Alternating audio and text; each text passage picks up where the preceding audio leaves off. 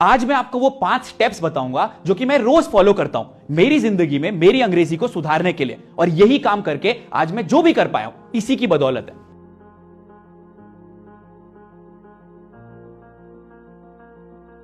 सबसे पहली चीज तो ये, जो भी मुझे रोज शब्द दिखते हैं, मेरे आसपास जो भी चीज मुझे दिखती है उसको मैं सिर्फ अंग्रेजी में सोचता हूं। अगर मुझे सड़क दिखती है तो मैं उसको रोड बोलता हूं, अगर मुझे पानी दिखता है तो मैं उसको वाटर बोलता हूं, अगर मुझे पेड़ दिखता है तो मैं उसको ट्री बोलता हूं। तो अपने आप ही मेरा दिमाग अंग्रेजी में सोचना शुरू कर देता है, क्योंकि सबसे बड़ी समस्या यह है कि हम सोचते तो हिंदी में है और हमें बात करनी है अंग्रेजी में, तो यह अनुवाद हमारा दिमाग कर ही नहीं पाता।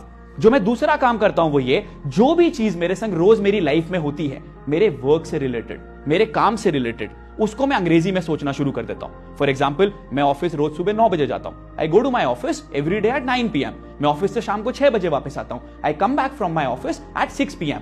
तो इस चीज को भी मैं अंग्रेजी में सोचना स्टार्ट कर देता हूं। यह हमारा दूसरा स्टेप था। तीसरे स्टेप में हम क्या करते हैं कि मेरी लाइफ में जो रोज नई चीजें घटित होती हैं, जो अलग अलग चीजें होती हैं, उसको भी मैं अंग्रेजी में सोचता हूं। उदाहरण के तौर पे, आज मैं जोश टॉक देने आया हूं। I have come here to deliver my Josh talk today. ये एक नई चीज थी, इसको भी मैंने इंग्लिश में सोचना शुरू करा।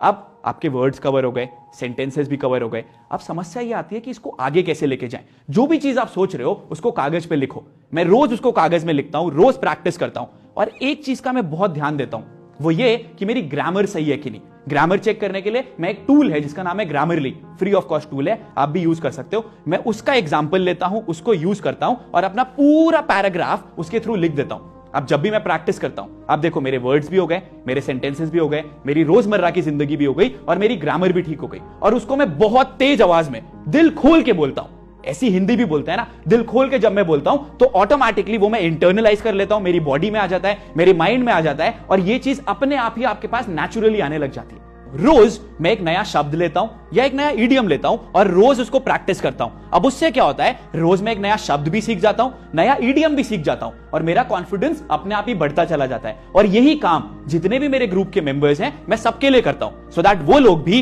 रोज नए शब्द सीखें, नए सेंटेंसेस सीखें और अपने आप ही आगे बढ़ते चले जाएं। एक चीज जो कि हमेशा से मुझे रोकती थी आगे बढ़ने से, वो ये था कि मेरे मन में ये बात घर कर गई थी कि मैं एक बहुत ज्यादा शाय इंसान हूं। मैं कभी भी नहीं कर सकता हूं इंग्लिश में बात।